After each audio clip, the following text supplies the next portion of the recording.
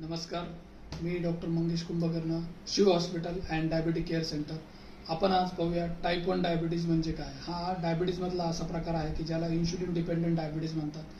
प्रामुख्याने हा teenagers, small children's यांच्यामध्ये सापडतो. वय वर्ष 4 ते 8 याच्यामध्ये याचं प्रमाण जास्त प्रमाणात आढळून येतो. याचे लक्षणं जे आहेत ते डायबिटीजच्या इतर लक्षणांप्रमाणेच असतात की ज्यामध्ये खूप प्रमाणात तहान लागणे, खूप प्रमाणात लघवी होणे आणि खूप प्रमाणात खाका होणे.